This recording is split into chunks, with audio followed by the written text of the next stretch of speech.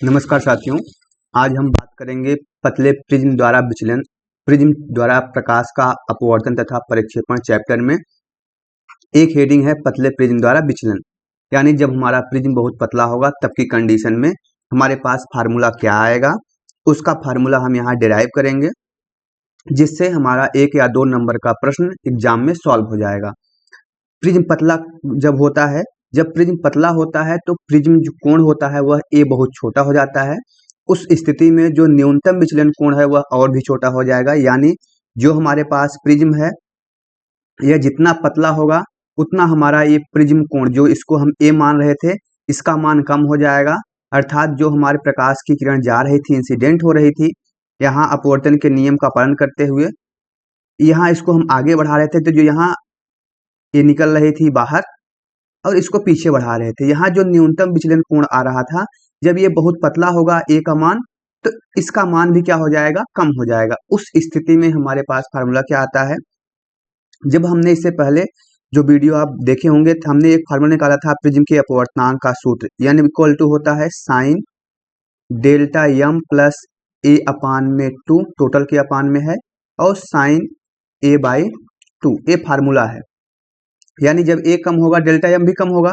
तब आपको पता है यदि साइन थीटा का मान बहुत कम हो जाएगा तो किसके बराबर होगा, थीटा के बराबर होगा। इसी प्रकार यदि हम इस अप्लाई करें इसमें साइन डेल्टा एम प्लस ए अपान 2, यदि ये बहुत छोटा है तो किसके बराबर होगा, लगभग ये हो जाएगा डेल्टा एम प्लस ए अपान 2 के, और साइन ए अपान 2 ए किसके बराबर हो जाएगा, ये हो जाएगा ए बाई 2 के। अब क्या करेंगे हम, जहां साइन डेल्टा एम प्लस ए अपान 2 और साइन ए बाई 2 है, वहां ए मान रख देंगे इस वाले फार्मूले में। इसको समीकरण नंबर 1 मान लीजिए, तो हम वहां पुट कर देते हैं।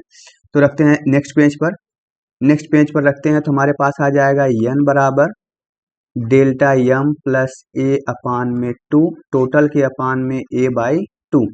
अब ऊपर का ऊपर मल्टीप्लाई कर दिए, नीचे का अंदर कर दीजिए, तो हमारे पास आ जाएगा N equal to delta M plus A into A 2 ऊपर जाएगा मल्टीप्लाई में, यहाँ आ जाएगा, और यहाँ 2 नीचे है इंटू ए, 2 कैंसिल हो गया आपस में, इसका यहाँ मल्टीप्लाई कर दीजिए तो हो जाएगा एन इंटू ए बराबर डेल्टा एम प्लस ए।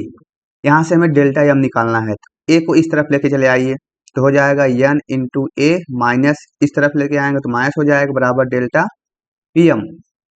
अब यहाँ क्या करिए, ए कॉमन ले लीजिए, ए कॉमन लेंगे तो यहाँ बचेगा एन, यहाँ बचेगा -1, तो एन हो जाएगा डेल्टा एम। अब हमारे पास ये फार्मूला आ गया, delta M equal to A into N -1। इसको ऐसे लिख सकते हैं, डेल्टा एम बराबर ए ब्रैकेट में एन -1। अब इसमें ये फार्मूला है कब की कंडीशन में, जब प्रिज्म बहुत पतला था। तो यहाँ लिखेंगे जहां क्या क्या कंडीशन है हमारे पास, क्या क्या है, डेल्टा एम पतले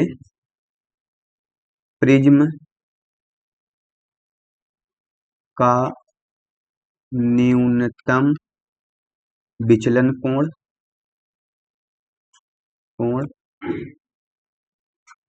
और ए है पतले प्रिज्म का प्रिज्म कोण, पतले प्रिज्म का प्रिज्म कोण, और एन है प्रिज्म का अपवर्तनांक, तो ये रहा आपका फार्मूला। जब भी आपसे प्रश्न में कहेगा कि पतला प्रिज्म या कुछ और बोलता है, उसमें ए का मान जो है 5 अंश या 10 अंश के बीच इसमें रहे या 4 अंश रहे, तब की कंडीशन में आप ये वाला फार्मूला डेल्टा एम के लिए लगा सकते हैं। इससे आपका 2 नंबर या 3 नंबर का अंक मिल जाएगा आपके एग्जाम में। तो वीडियो कैसा लगा कमेंट करके जरूर बताइएगा।